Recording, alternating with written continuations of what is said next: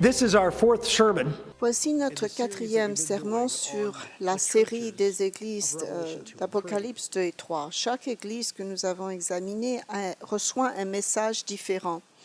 Et j'ai mis l'accent sur le fait qu'il y a un message prophétique que nous allons traiter à la fin.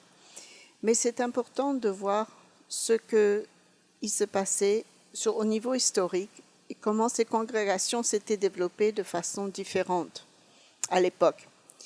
2 d'entre elles ont été commandées, ont été reçues des compliments, mais les autres reçoivent des messages correctifs. Et chaque message s'applique à chacun d'entre nous et à chacune. Toutes les autres congrégations devaient lire ces lettres dans toutes les autres régions. Nous avons parlé d'Éphèse.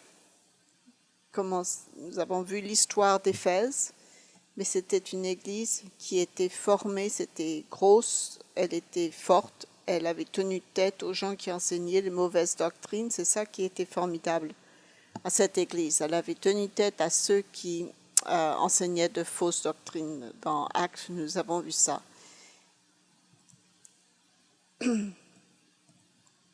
Ils ont de bonnes doctrines, les vraies doctrines, et le Christ leur dit également qu'ils ont rejeté le péché. Mais le Christ n'est pas content d'eux parce qu'ils ont perdu leur amour. C'est possible d'avoir les bonnes doctrines et de ne pas tolérer le péché, et pourtant, sans s'en rendre compte, ne pas atteindre les standards que Dieu désire parce qu'on a perdu notre amour envers Dieu et notre amour les uns envers les autres dans l'Église, l'amour de la vérité. Et on nous montre ici que l'un des problèmes, c'est que cette Église avait existé depuis 3 ou 4 générations. Et il y a quelque chose à l'intérieur de leur cœur, leur engagement, leur amour, qui avait changé. Nous avons également parlé de Smyrne. C'était une église qui était connue pour sa pauvreté, littéralement pauvre. Ils étaient destitués, complètement destitués. Et pourtant, en fin de compte, le Christ dit, cette église est une église qui me suit. Ils ont l'amour, ils n'ont pas de fausses doctrines. C'est une petite histoire d'un groupe de gens qui devaient faire face à la persécution tout le temps. C'est pour ça que nous avons vu comment est-ce que Paul avait fait face à la persécution.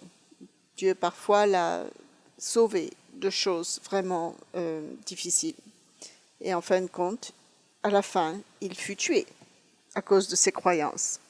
Nous avons parlé également de Pergame, qui avaient fait face à certaines persécutions, mais ils avaient la doctrine de Balaam et des Nicolaïtes. Et nous avons parlé comment est-ce que ces doctrines les ont affectés.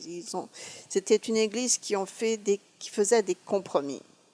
Maintenant, nous arrivons à l'église de Thyatire. Thyatire n'est pas sur la côte, c'est à l'intérieur des terres. Ce n'est pas fameux pour sa culture, pour ses richesses extravagantes. Ce n'est pas vraiment connu pour sa religion non plus. Il n'y a rien de spécial. C'était un centre de commerce. C'était un centre commercial important, mais la seule chose que Thyatire est vraiment connu, c'est qu'il faisait des teintures et de la laine. Ils avaient des moutons et ils donc vendaient la laine, et ils étaient connus pour les teintures de tissus qu'ils faisaient. Nous savons cela de sources extra-bibliques, mais reportez-vous pour une note sur le côté, là, dans Acte 16, reportez-vous à Acte 16.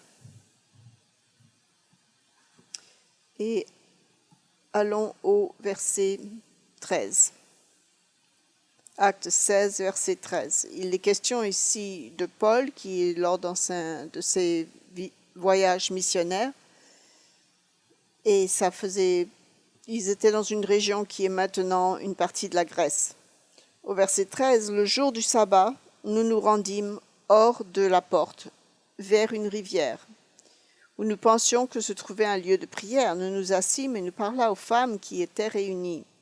L'une d'elles, nommée Lydie, marchande de pourpre, de la ville de Thyatire, était une femme craignant Dieu, et elle écoutait. Le Seigneur lui ouvrit le cœur pour qu'elle soit attentive à ce que disait Paul. Lorsqu'elle eut été baptisée avec sa famille, elle nous fit cette demande: « Si vous me jugez fidèle au Seigneur, entrez dans ma maison et demeurez-y. » Certains se sont posé la question de savoir si peut-être elle est revenue à Thyatire et si c'est elle et sa famille qui auraient peut-être commencé l'église de Thyatire. Et nous avons cette référence ici qu'elle travaillait avec des teintures de pourpre. C'était quelque chose d'assez commun pour quelqu'un qui venait de Thyatire. C'était l'industrie principale de la ville. Sa famille se fait baptiser, elle répond à l'appel de Dieu. Nous ne savons pas si elle est jamais retournée à Thyatire ou pas. Tout ce que nous savons, c'est qu'elle était à cette époque-là, là où Paul était. Reportez-vous à Apocalypse chapitre 2. Apocalypse chapitre 2.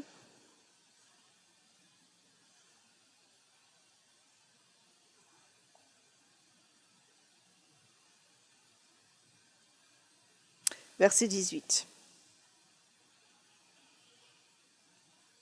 Écrit à l'ange de l'église de Thyatire, voici ce que dit le Fils de l'homme, celui qui a les yeux comme une flamme de feu et dont les pieds sont semblables à de l'airain ardent. Ça commence ici, à nouveau, Jésus-Christ dit ces paroles, il se décrit de différentes façons, mais il leur fait savoir qui il est en tant que le Christ ressuscité, et il est le chef de l'Église. Et à la fin de chaque message, il leur dit qu'il vient vers eux et qu'il apporte un jugement. Souvenez-vous que cela a été pour l'Église, pas pour le monde. Il dit, je connais tes œuvres, ton amour, ta foi, ton fidèle service, ta constance, et tes dernières œuvres plus nombreuses que les premières. J'aimerais examiner ces œuvres parce que ce qu'il dit après ça n'a pas l'air de faire du sens avec le verset 19. Le problème de Thyatire est difficile et important à comprendre pour nous aujourd'hui parce qu'il est facile que nous ayons le même problème. Remarquez ce qu'ils avaient. Ils avaient des œuvres. Il en est question, on voit qu'ils ont de l'amour, de la foi et un service fidèle. Ce groupe de gens, c'était confortable d'aller à l'église de Thyatire. Les gens s'aimaient les uns les autres. Le Christ leur fait des compliments. L'église d'Éphèse était condamnée pour ne pas avoir d'amour. Ils ont de l'amour, ils se servent les uns les autres. Tu es un groupe de gens qui se servent, qui font toutes sortes de bonnes choses. Ils étaient probablement, et on va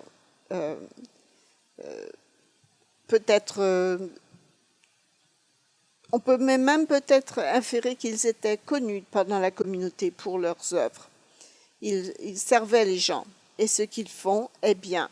Ils ont même de la foi.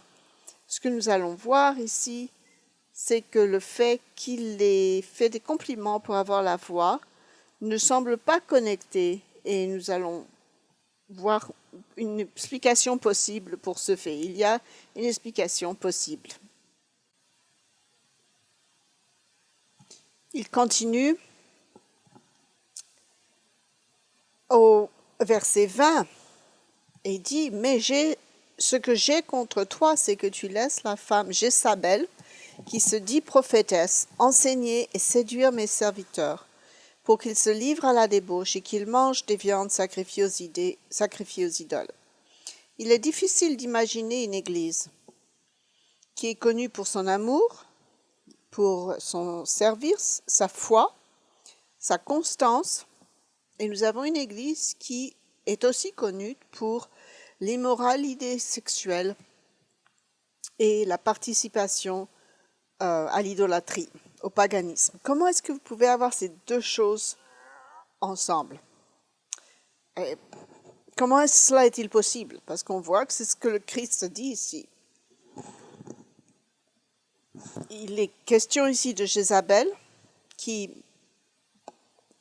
il se peut qu'il y avait une femme dans cette congrégation qui s'appelait Jézabel, qui peut-être enseignait aux gens que c'était peut-être qu'ils considéraient que ce qu'elle disait venait de Dieu. Elle dit qui se dit prophétesse, peut-être qu'elle prétend être prophétesse, et que les gens la croyaient. Peut-être qu'il y a une femme nommée Jézabel qui avait beaucoup d'importance dans cette congrégation. C'est possible, on ne le sait pas pour sûr, mais elle essaye de leur enseigner des choses qui consistent à se livrer à la débauche. Et pourtant, ils sont connus pour leurs œuvres, leur amour, leur foi, leur fidèle service, etc.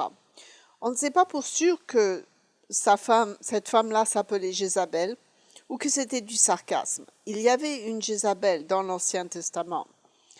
La reine Jézabel de l'Ancien Testament était une reine maléfique, n'est-ce pas? Et c'est pour ça que certains pensent qu'il s'agit ici du sarcasme, cette femme Jézabel qui se dit prophétesse. La femme de l'Ancien Testament, Jézabel, voulait donner un don à son mari et elle a fait tuer un homme pour pouvoir le faire, n'est-ce pas? Elle adorait Baal. Elle a fait tuer un grand nombre des prophètes de Dieu. Il est même dit à un moment donné qu'elle pratiquait la sorcellerie. C'était la Jézabel de l'Ancien Testament.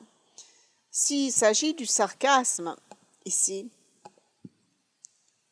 il dit vraiment que c'est une femme vraiment maléfique. Sinon, la Jézabel de l'Ancien Testament est condamnée par Dieu également. Ce que nous avons ici, c'est une personne, évidemment pas le pasteur de l'Église, mais quelqu'un qui prétend être prophétesse et qui a une très grande importance et influence dans la congrégation. Afin de comprendre comment cela pourrait avoir lieu, il y a quelque chose que nous devrions savoir qui a lieu ici et qui a rapport à quelque chose d'autre que Thyatire, pour lequel Thyatire était connu. À cette époque de l'histoire romaine, il y avait des guildes, des associations, des groupements de marchands qui exerçaient les mêmes professions. Si vous étiez un charpentier et un bon charpentier et vous vouliez grandir votre commerce, vous allez enseigner à d'autres d'être un charpentier et vous formez une petite association. Alors, il se peut que vous ayez un ou deux esclaves qui travaillaient pour vous.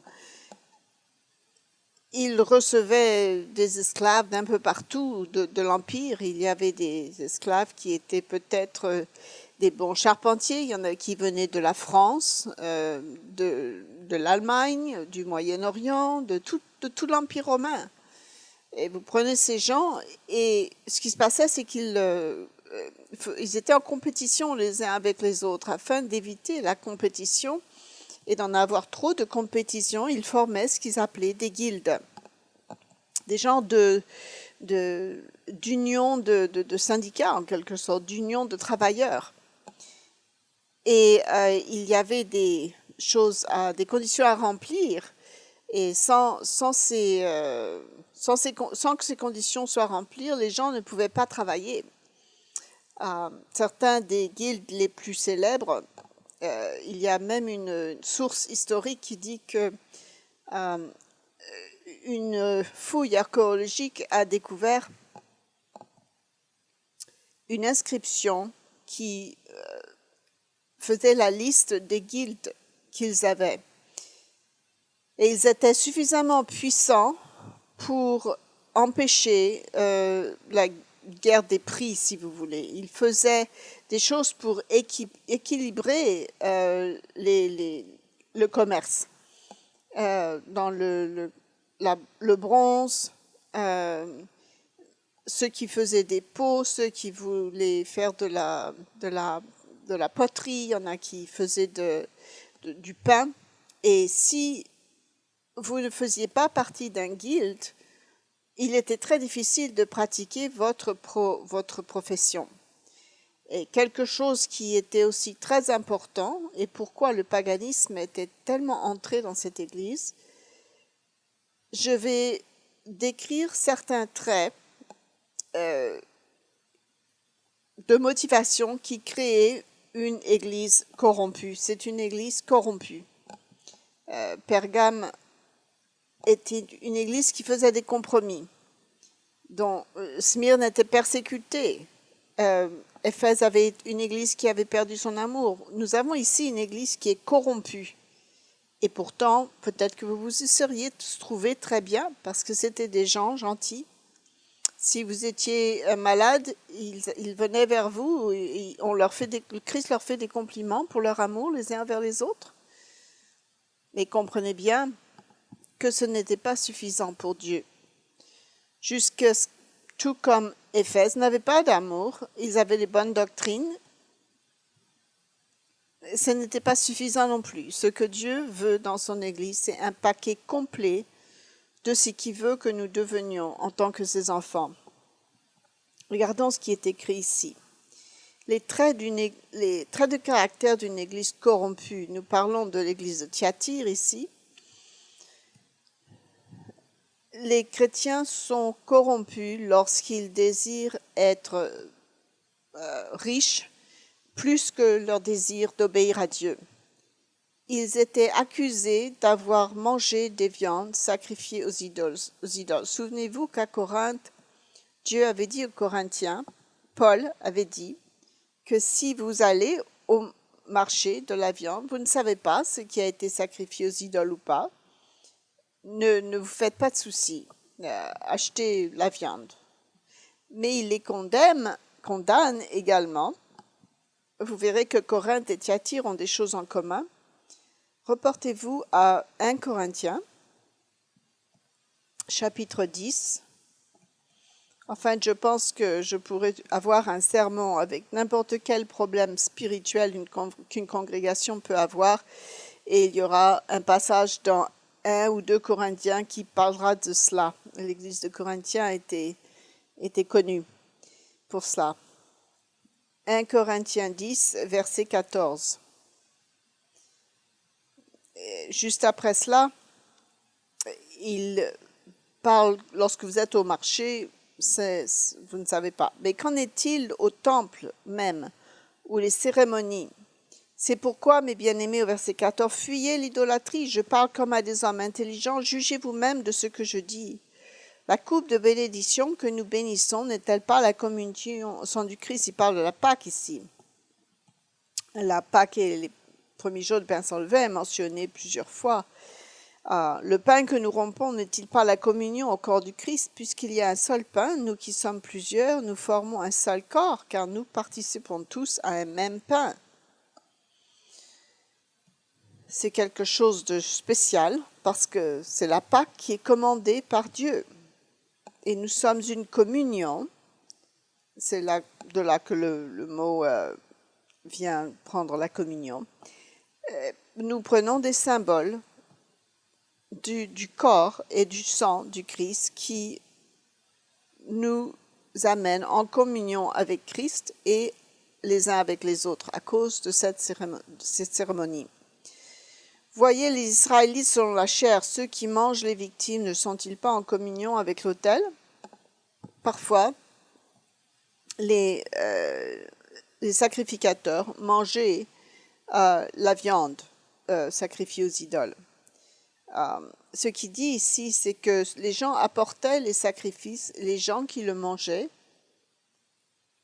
Le sacrifice était quelque chose de saint qui était sacrifié par Dieu, et ensuite il y avait une communion de gens qui mangeaient les restes, en quelque sorte, du sacrifice. Je dis ce qu'on sacrifie, on les sacrifie à des démons et non à Dieu. Il dit, on sait très bien que cette viande n'est pas en elle-même impure ou poisonneuse, empoisonnée. Il dit, c'est pas le point que j'essaye de faire. On n'est pas superstitieux ici.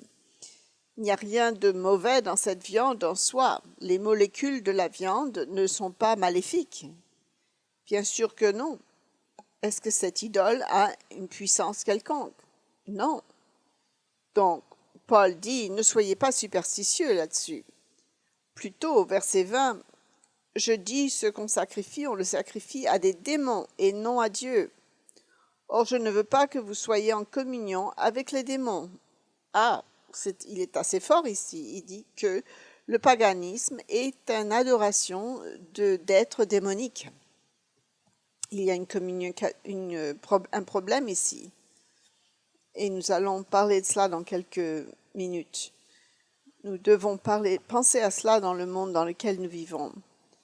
Il dit, vous ne pouvez pas boire la coupe du Seigneur et la coupe des démons. Vous ne pouvez participer à la table du Seigneur et à la table des démons. Voulons-nous provoquer la jalousie du Seigneur? Sommes-nous plus forts que lui? Pourquoi est-ce que les gens à Thyatire, ils avaient reçu les écrits de Paul? On pense que cela a du sens puisque les lettres, même si toutes les lettres du Nouveau Testament n'étaient pas encore mises ensemble, les gens avaient reçu ces lettres et les avaient lues. Donc pourquoi le faisaient-ils?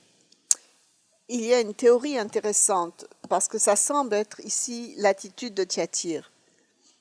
Afin de pouvoir pratiquer leur commerce et de participer dans les guildes. Aujourd'hui, dans le catholicisme, si vous avez une dent que le dentiste doit enlever, il y a un saint pour les dentistes, il y a un saint pour ceux qui bâtissent des maisons, il y a un saint pour les gens qui fixent votre voiture.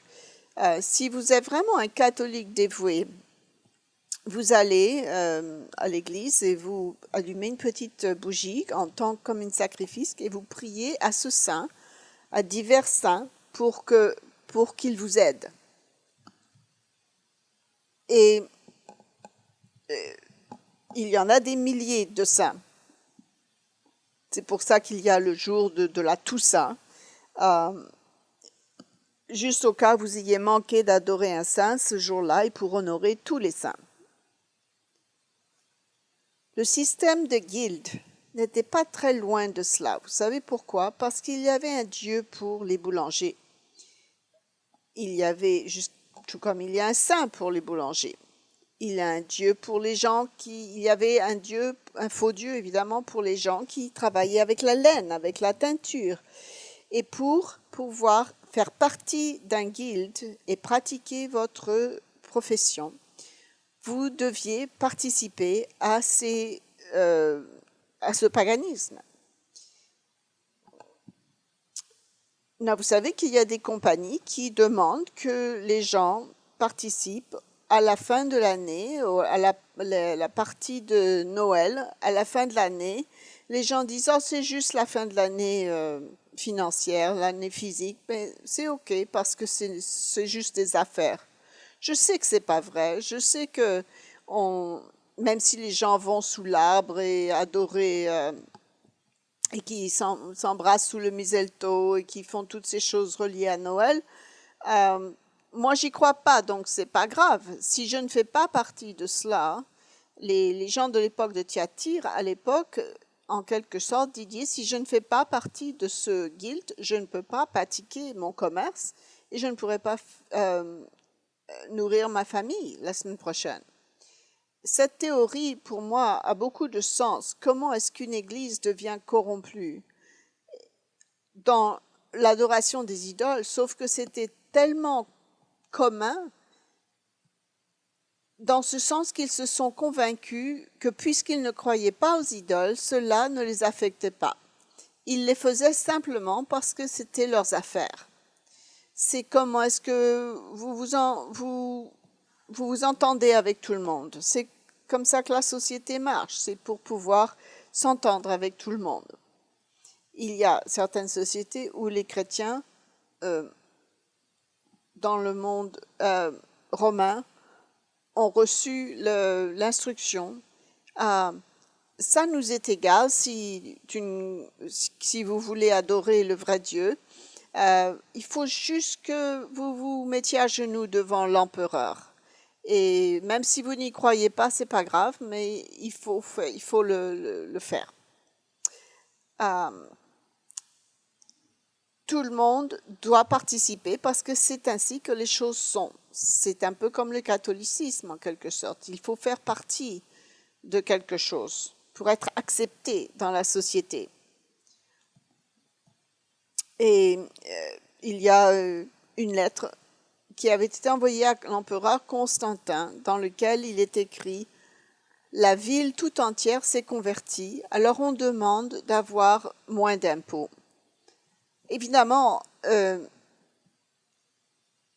ils étaient encore païens. Vous savez que Constantin avait voulu imposer le christianisme à travers tout l'Empire romain. Et ces gens-là étaient quand même païens, mais ils se disaient, OK, d'accord, on va prétendre d'être convertis, d'être chrétiens, puis comme ça, on aura moins d'impôts. C'était quelque chose de très rationnel, de très pragmatique. Le fait de la loi de ne pas voler, par exemple, était quelque chose de séculier. Mais il y avait leur loi dans leur religion qui disait qu'il fallait mettre de l'encens sur ces choses-là et faire une offering. Et si vous dites certains mots de façon correcte, le Dieu des boulangers ou le Dieu de ceci vous entendra et vous pouvez faire partie de ce guild. Et les chrétiens de l'époque se disaient, ça n'a pas d'importance du moment que j'y crois pas. Je peux faire ces choses-là sans y croire. Dans mon cœur, je n'y crois pas. Par conséquent, ça n'a pas d'importance. Ça fait partie de la fabrique sociale. Il se peut que les gens de Thyatire étaient...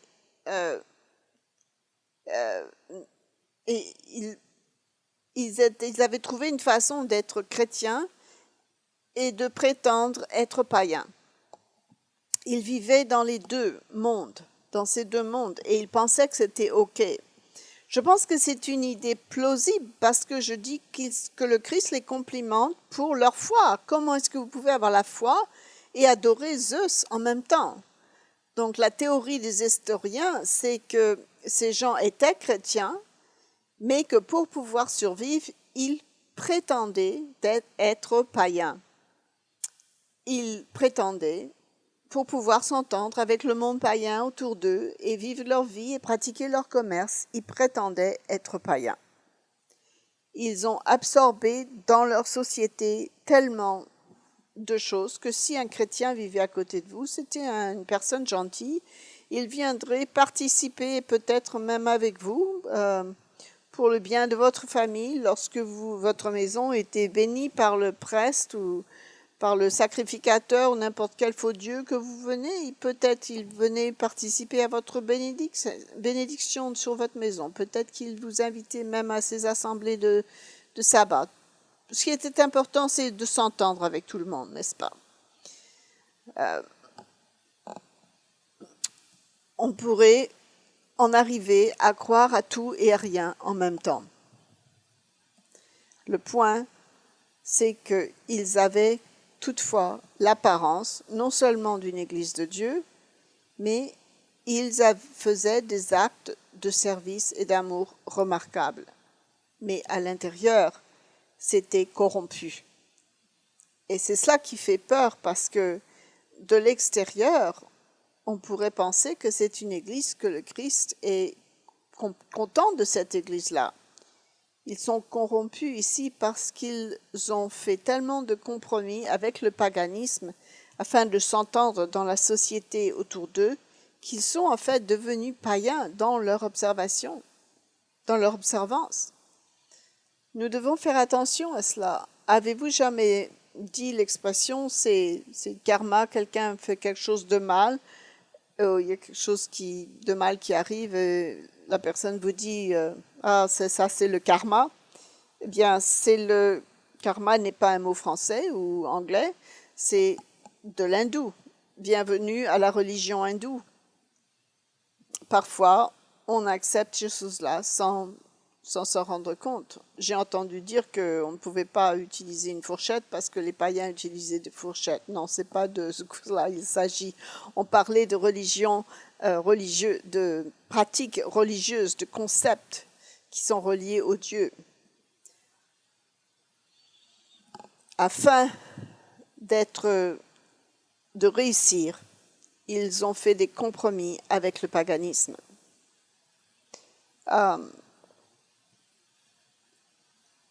Deuxièmement, ils sont devenus corrompus dans leur désir de s'adapter à la culture dans laquelle ils étaient. Thyatire n'avait pas de religion principale. Souvenez-vous, nous avons parlé d'Éphèse et de Smyrne. Il y avait souvent dans ces villes-là un centre de religion d'un certain dieu comme Diane. Et à Thyatire, tout le monde faisait un petit peu adorer plus ou moins qui il voulait. C'était énormément remarquablement tolérant, incroyablement tolérant. Il y avait toutes sortes d'adorations de Dieu. Et l'une des raisons pour lesquelles les chrétiens étaient persécutés, c'est parce qu'ils étaient intolérants et qu'ils étaient vus comme des gens un peu fous, qui n'aimaient pas les autres, qui ne s'entendaient pas avec les autres parce qu'ils ne voulaient pas aller dans le flot. Ils ne voulaient pas suivre tout le monde.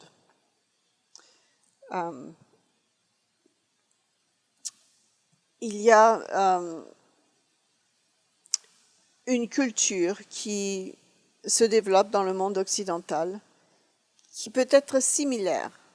Il y a quelque chose qui est appelé dans le monde moderne le christianisme culturel. C'est un terme utilisé maintenant dans beaucoup de cercles. Le christianisme culturel, parce qu'il y a une nouvelle forme de christianisme qui est vue, qui est considérée comme bonne, parce que dans le passé, je crois que beaucoup de la religion chrétienne était vue comme des gens qui essayaient de convertir tout le monde, les autres, au christianisme. Et dans la plupart des gens dans notre vie ici, l'homosexualité était vue comme quelque chose qui était une maladie mentale dans le passé. Et il y avait des chrétiens qui croyaient cela et qui causaient cela. Et il y a maintenant des gens qui, c'est complètement à l'opposé. Il y a des gens qui croient que l'homosexualité est correcte. Nous comprenons les principes, le christianisme culturel et des gens qui s'en fichent si vous allez à l'église le samedi, le dimanche, pour autant que vous croyez à une chose principale, ce qui est le Christ. Et ça n'a pas d'importance si vous croyez à Marie ou si vous adorez Marie, par exemple.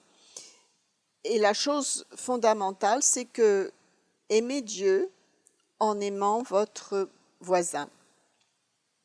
C'est tout ce qui compte. Ça, c'est la doctrine principale et la seule doctrine du christianisme culturel.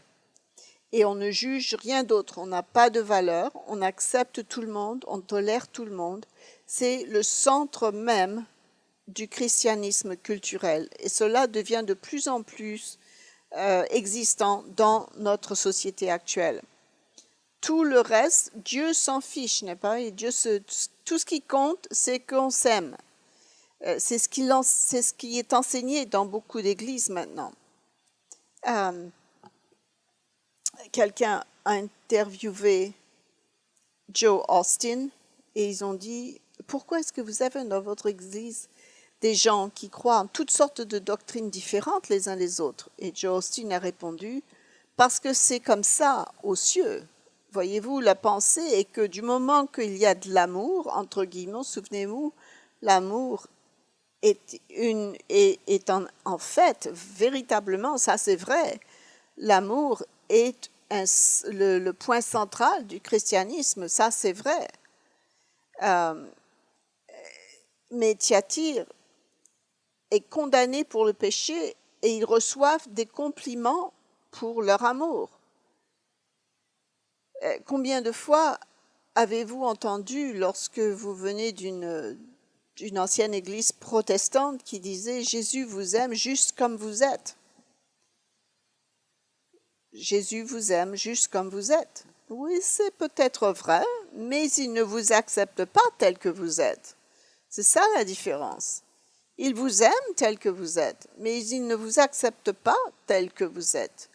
Il ne veut pas dire à un meurtrier « Oh, je t'aime, je t'aime ».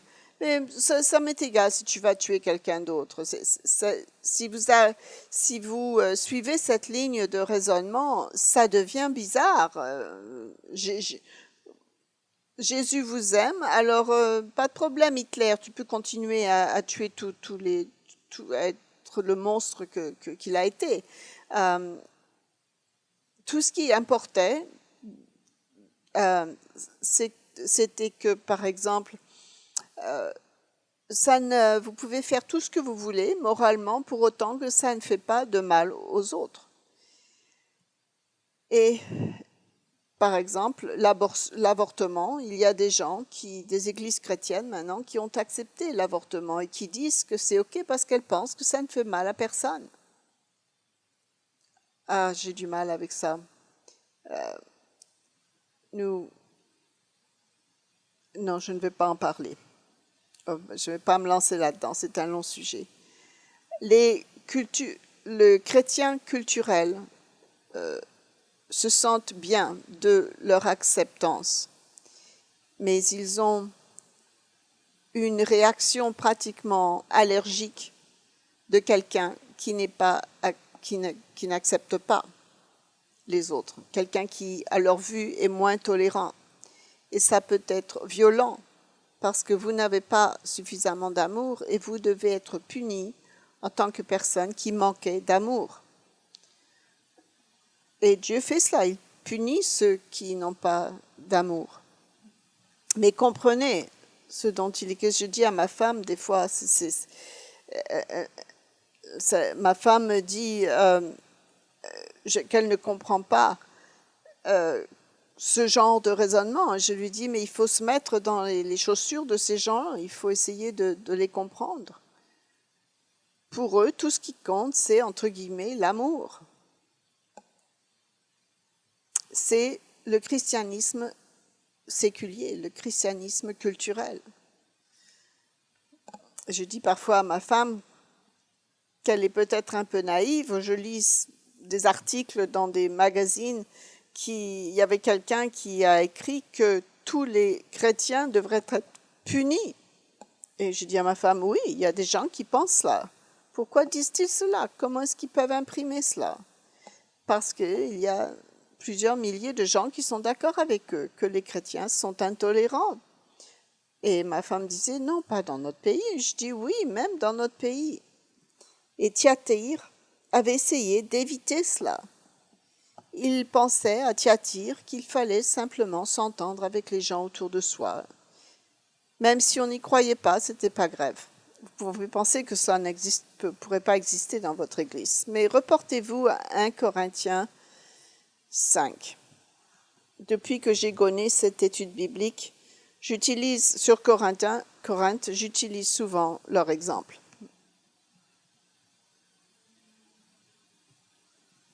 Au verset 1.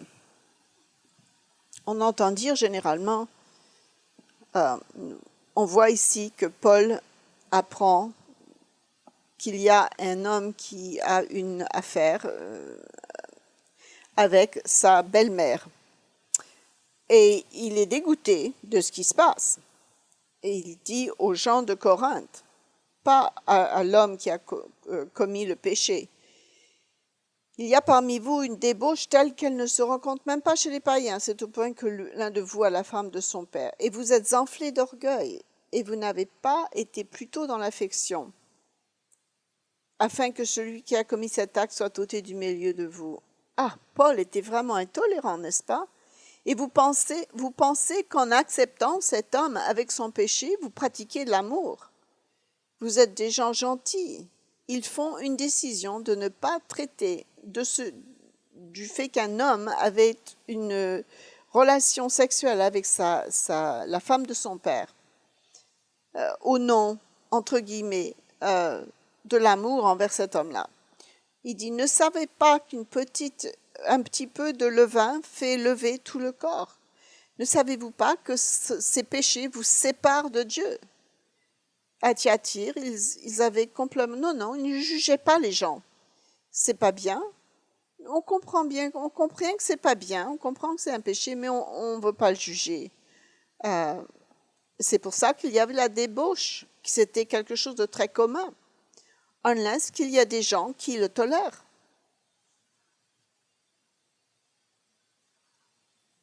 Enfin, nous trouvons le même problème ici. En fait, c'est très intéressant. Au verset 9, Paul dit, « Je vous écris dans ma lettre de ne pas avoir de relation avec les débauchés. » Vous voulez avoir l'air vraiment intolérant? Laissez-moi finir ça. Laissez-moi finir ma pensée. Je dois finir ma pensée ici. Non pas d'une manière absolue avec les débauchés de ce monde, au verset 10, ou avec les cupides et les ravisseurs, ou avec les idolâtres. Autrement, il vous faudrait sortir du monde. Les gens risquaient de mal comprendre et de s'éloigner, de vivre comme des ermites, loin de tout le monde. Il leur dit, c'est pas ça qu'il dit, on va pas s'enfermer dans notre maison et de ne pas voir les gens, en disant à tout le monde qu'ils sont des pécheurs. Ce n'est pas ça qu'il veut dire. Maintenant, ce que je vous ai écrit, c'est de ne pas avoir des relations avec quelqu'un qui se nommant frère, quelqu'un donc qui prétend être frère, est débauché ou cupide ou idolâtre, ou outragé ou ivrogne ou ravisseur, de ne pas même manger avec un tel homme. Nous savons que Dieu nous pardonne et il veut que nous nous repentions. Il y a des gens qui vont se repentir. Est-ce qu'il veut dire à tout le monde, ok, s'ils ne font pas partie de l'Église, alors allez vous amuser et pratiquer la débauche avec eux? Non, bien entendu. Est-ce que cela veut dire mon voisin? Je vais prendre cet exemple. Mon voisin, et je vais prendre un exemple. Mon voisin est un transgendre et il fait de très bonnes parties le vendredi soir. Et il y a beaucoup d'alcool. Ah oui, il y en a qui buront de la marijuana. Je vais juste prendre une bière avec eux, passer la soirée avec eux, être un bon exemple avec eux. Non, ça semble ridicule. Non, pas si vous êtes à Thyatire. Si vous êtes à Thyatire, je ne suis pas un transgendre, ils se disent, et je ne vais pas, moi, boire comme eux. Mais si eux veulent le faire dans leur maison, je peux quand même être un bon exemple et aller avec leur parti et faire avec eux. Ils ont traversé une ligne, ils ont dépassé une ligne de ce qui est acceptable. Mais ce sont des gens qui ont l'air très gentils, qui sont très gentils. C'est là que nos émotions nous jouent des tours, comme l'émotion d'amour est tellement agréable et acceptable et bouleversante qu'on peut parfois tolérer le péché. J'ai entendu des parents dire non, j'ai arrêté de corriger mon enfant là-dessus parce qu'ils ne vont pas bien m'aimer si je les corrige là-dessus. Vous savez, si en tant que parents, on a besoin de l'affirmation de nos enfants, c'est un problème. Ce qui est formidable avec Dieu, c'est que Dieu n'a pas besoin qu'on l'affirme. Quand il nous corrige, il ne se soucie pas, il n'a pas besoin que nous l'aimions, que nous ayons besoin de lui. Ce qu'il veut de nous, c'est que nous soyons son fils pour l'éternité et qu'il va nous enseigner à être heureux. Et parfois, cela veut dire qu'il doit nous punir pour nous apprendre comment avoir le bonheur.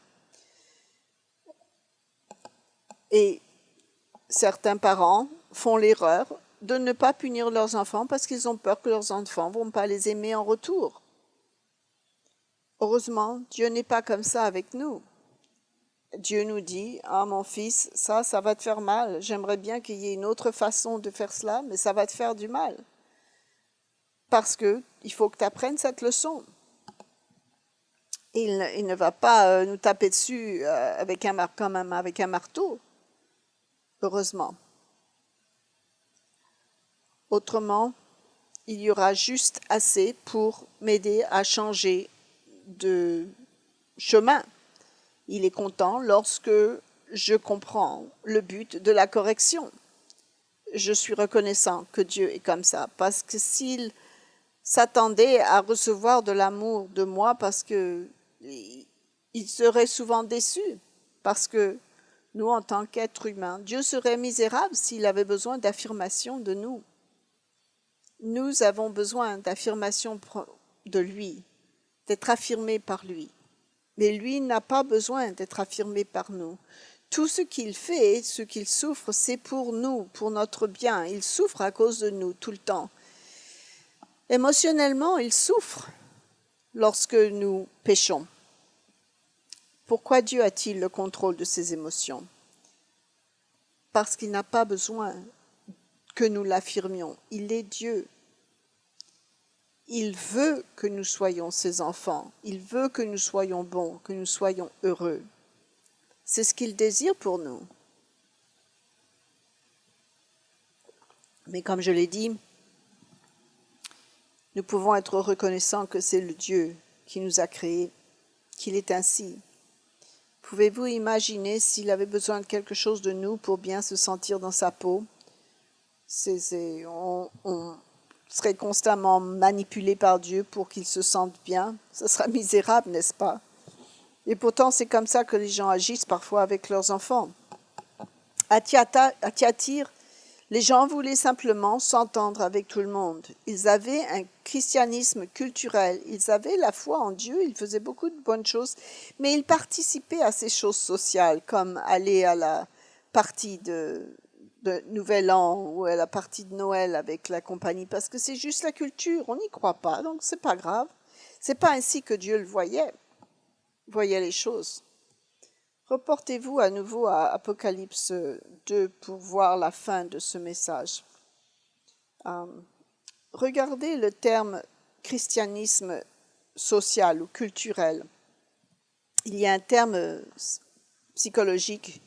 Ça s'appelle, je crois, il essaye de s'en souvenir.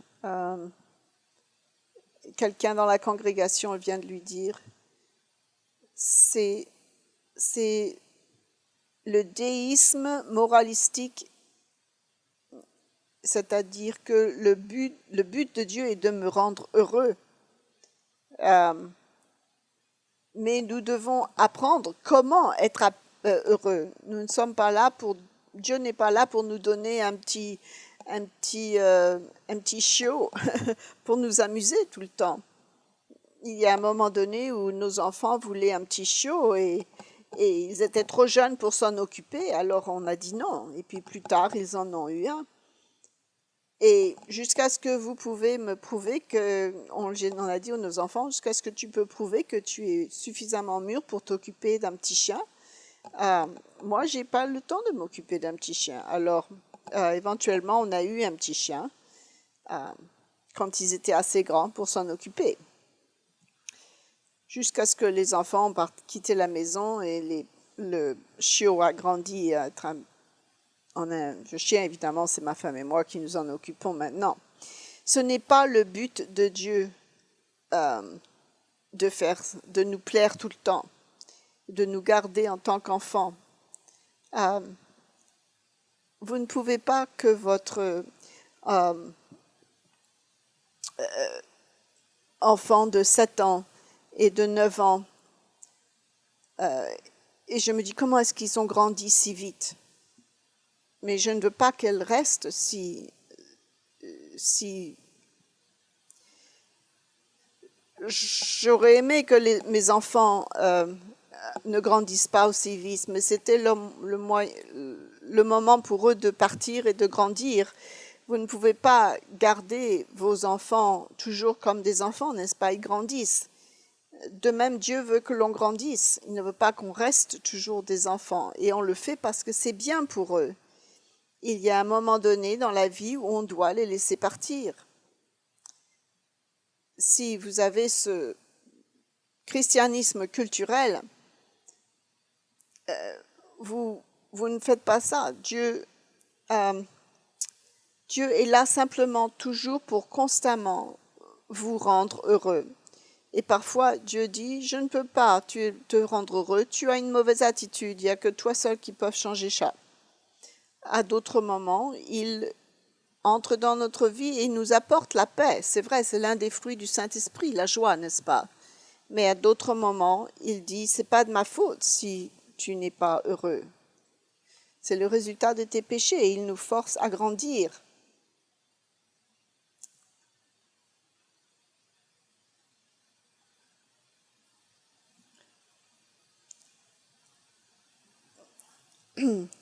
Dans l'église de Thyatire, ils étaient tellement gentils, n'est-ce pas, qu'ils acceptaient le péché du monde autour d'eux dans leur sein. Je pensais à cela, les différentes entre le christianisme culturel et le christianisme biblique. J'ai écrit 3 choses différentes. Les gens dans le christianisme culturel, les gens parlent de leur foi, de leur amour. J'aime les autres, j'accepte les autres. Et c'est mon amour. Le christianisme biblique est centré sur l'amour de Dieu, parce qu'on réalise que sans l'amour de Dieu, on n'est rien, et qu'on imite l'amour de Dieu. On réciproque envers lui, envers les autres, l'amour que Dieu nous a donné. Donc, ça ne me fait rien qui est mon voisin. Mon voisin, comme dans mon cas, j'ai un voisin une fois qui était membre d'un gang. Et je disais toujours bonjour, il travaillait sur ses motocyclettes. Et un jour, ils m'ont dit que une fois, sa gang s'est battue avec une autre gang et il y avait 2 hommes qui ont été tués. Il me racontait l'histoire et je lui ai parlé. Et il était un boxeur et un gang member. Je lui ai parlé comme un être humain devant la maison. Et un jour, une fois que j'allais déménager, je suis allée lui dire au revoir et il était là devant sa maison. Il a eu des larmes dans ses yeux. Et il m'a dit, vous êtes le seul homme qui m'ont traité comme un être humain, qui m'ont traité comme un homme.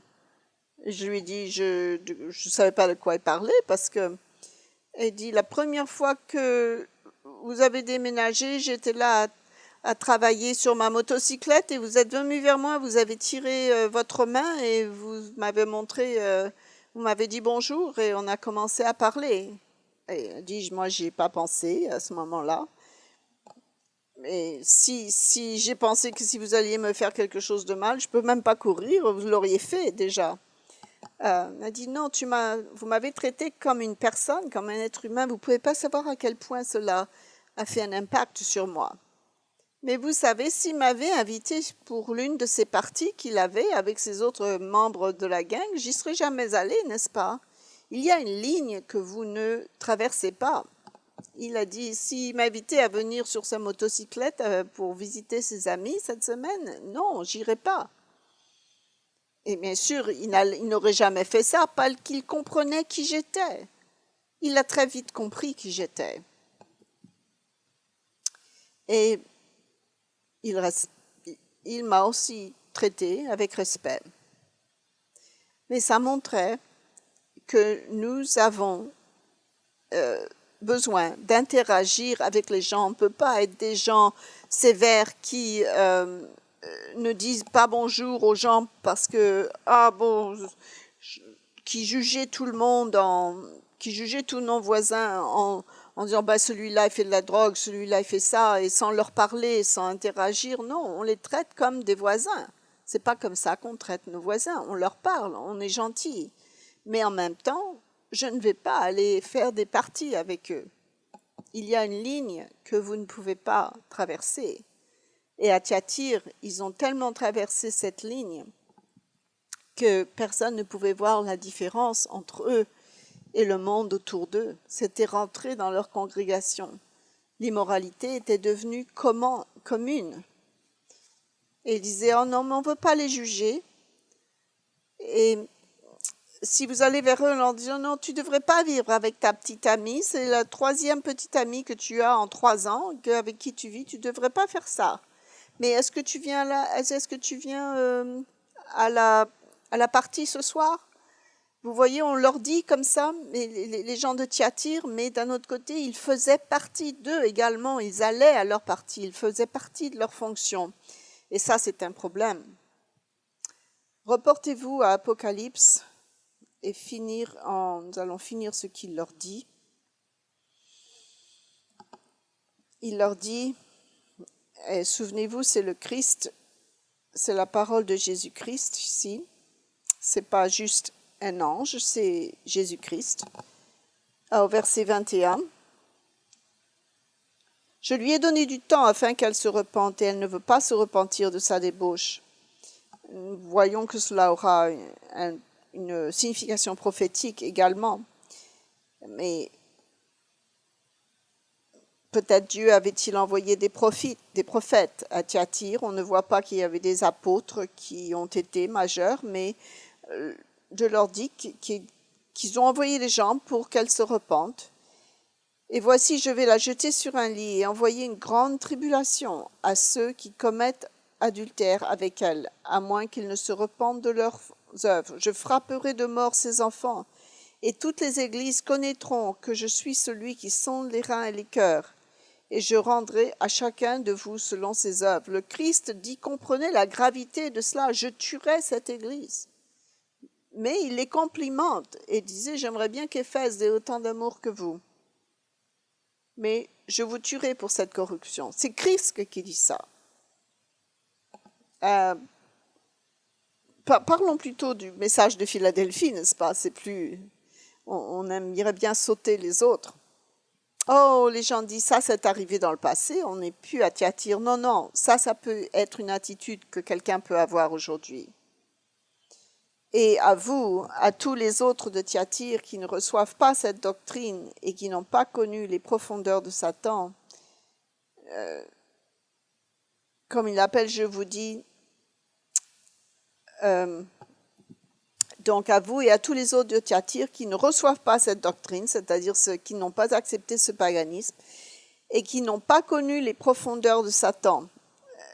À nouveau, c'est peut-être un peu de profondeur. Les gens vous disent une certaine profondeur de sarcasme ici, où les gens disent, ah, vous savez, il y a des mystères de Satan, comme ils les appellent. Si vous êtes un chrétien non biblique, vous devez avoir une connaissance secrète les profondeurs de Satan. Vous comprenez quelque chose que personne d'autre ne comprend. C'est un peu l'attrait du paganisme également. Ils n'ont pas connu les profondeurs de Satan, comme ils les appellent. Je vous dis, je ne mets sur vous d'autres fardeaux.